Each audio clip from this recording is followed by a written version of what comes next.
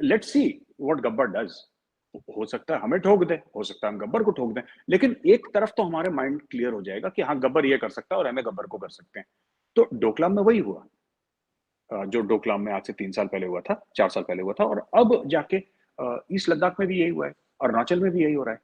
जो हम इनके ऐप्स ब्लॉक कर रहे हैं, और जो हम की जो इनका जो पूरा मामला है, जो यहाँ पे कंपनीज आ रही है, ये सब वही स्ट्रेटजी के तहत हो रहा है कि देखते हैं गब्बर क्या करता है। Let us see, let us push China as much as we can, and देखते हैं चाइना क्या करता है। What can China do at the end of the day? क्या करेगा चाइना? न्यूक्लियर बॉम्ब थोड़ा ना मार देगा दिल्ली के ऊपर, और मार देगा तब देख लेंगे। Late us push. So now एक रिवर्स ब्रिंक्समैनशिप हो रही है।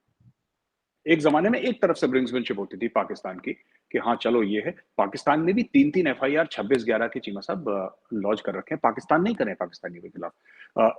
FIR have been launched in Pakistan against the perpetrators of 26/11, and कहीं ना कहीं पाकिस्तान में भी रिकॉग्निशन है कि जब आपने लश्कर के हेड को, चीफ को, हाफिज सईद को जेल में डाला है, तो कहीं ना कहीं ये है कि हाँ कम से कम टेररिस्ट फंडिंग में या मनी लॉन्ड्रिंग में कहीं ना कहीं he was involved in some way, directly or indirectly. So Pakistan recognizes, they have put him in jail. Pakistani courts have put him in jail. उसको जिंदगी भर के लिए जेल में डाल दिया हाफिज सईद को ना। तो कहने की बात यह है चीमा साहब की दिस ब्रिंक्समैनशिप हमारे साथ बहुत सालों से हुई, चाहे कारगिल में हुई, चाहे पार्लियामेंट अटैक हुई, चाहे ऐसे हुई चाहे वैसे हुई, होती चली गई। चाइना की तरफ से भी होती चली गई। We lost the 1962 war Cheema sahab, और हमारे स्कूल्स में बच्चों को ये सिखाया जाता है कि 1962 की जंग हम हारे, and let it be a lesson कि हम दोबारा ना हारे कभी।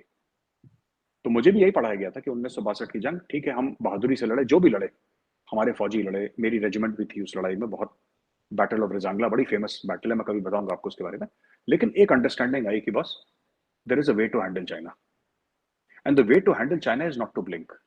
अगर चाइना 10 करता है तो आप 20 करो। China will back down at the end of the day, because we have to have confidence in our own power at the end of the day. 130 crore का मुल्क है, we can't be a pushover. Nobody can come and से कि जी ऐसे ही चलो जी, हमें यहाँ कोई दिक्कत नहीं। वो नहीं हो सकता। वो रोक दिया मोदी जी ने। मेरे सब इसमें जो थोड़ा सा हमें मजीद इस पे एनलाइटन करें, जो आपकी बातों से मैं क्रक्स निकाल सकता हूँ, वो एक बात तो ये है कि सिंस पाकिस्तान जो ये कहता है कि हमारी सारी की सारी जो वॉर स्ट्रैटेजी है दैट इज डिफेंसिव, पाकिस्तान ये कहता है, ठीक है। और दूसरा ये है कि आपको असेसमेंट ये है कि पाकिस्तान जंग में नहीं जाएगा, ठीक है। ये that is why India is offensive time and again. या फिर आप ये समझते हैं कि जो न्यूक्लियर का पॉइंट है दैट इज अ ब्लफ, कि भाई पाकिस्तान ये बार बार कह रहा है, तो जैसे फॉर इंस्टेंस हम पाकिस्तान कहता है कि जी कि अगर if there is a limited scale जो कन्वेंशनल वॉर होती है, तो Pakistan will go for a first strike, because हम जो है वी कांट फाइट ए जो कन्वेंशनल वॉर नहीं लड़ सकते, तो हमारे लिए because we want to stop a war, तो हमें इसमें जो है वो फर्स्ट स्ट्राइक करनी पड़ेगी। अगर आपको याद हो कि जब आसिफ जरदारी साहब जब प्रेसिडेंट बने थे, तो ही वन सेट कि हम जो है ना वो सेकंड स्ट्राइक करेंगे, तो पाकिस्तान में शोर मच गया उस वक्त। आई थिंक जनक कियानी जो थे, उन्होंने आई थिंक उसने दे दिया, जरदारी ने वो स्टेटमेंट दे दी, तो इनको पता कोई नहीं था, या इनको पता था, इन्होंने जानबूझ के सारी दी जस्ट टू मेक वेस्टर्न्स खुश करने के लिए कि पाकिस्तान की जो न्यूक्लियर है, या मेरा फौजियों को जरा टफ टाइम देने के लिए कर दिया। लेकिन बाद में फिर वो पता चला, उन्होंने कहा नहीं नहीं नहीं नहीं, हम फर्स्ट स्ट्राइक ही करेंगे, because that is our nuclear, although we don't have a nuclear doctrine.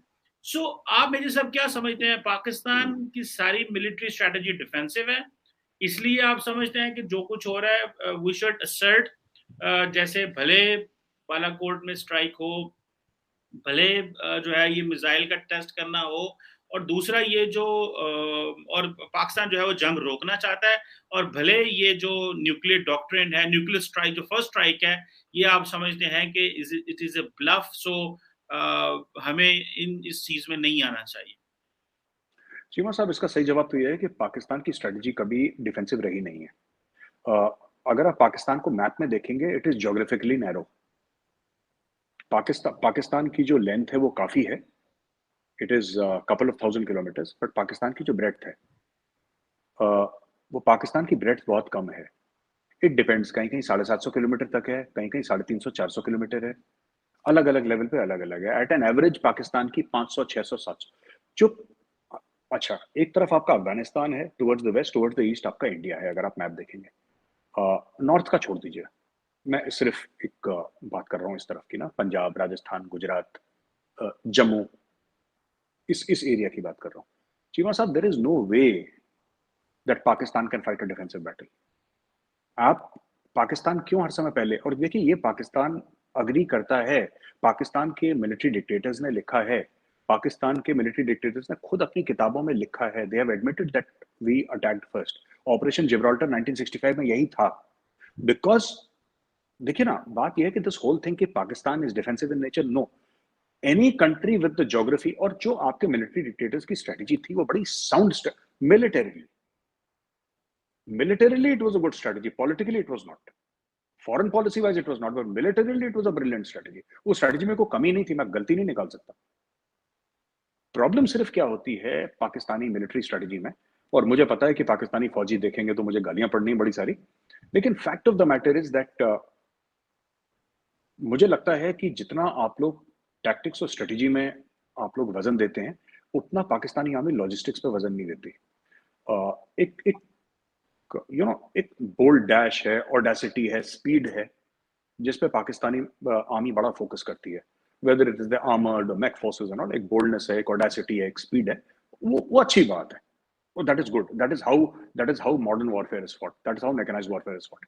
But at the same time जो लॉजिस्टिकल मामला है ना, वो कहीं ना कहीं चीमा साहब, आप पूछिएगा उनसे, पब्लिकली ना बोलें, प्राइवेटली हो सकता है आपसे बात करे कोई, लॉजिस्टिकली देखिए, professionals will always discuss logistics. एक कहावत है बड़ी मशहूर, amateurs discuss tactics, professionals discuss logistics। खाना कहाँ से आएगा, पेट्रोल कहाँ से आएगा, एमुनेशन कहाँ से आएगा, जो लोगों को चोट लगी वो वापस एमएच फील्ड हॉस्पिटल या मिलिट्री हॉस्पिटल कैसे जाएंगे, इनका इवैक्यूएशन कैसे होगा, एक एक प्रॉपर एक इकोसिस्टम है, वो कैसे चलेगा, तभी तो लड़ाई चलेगी। बिना लॉजिस्टिक्स के आप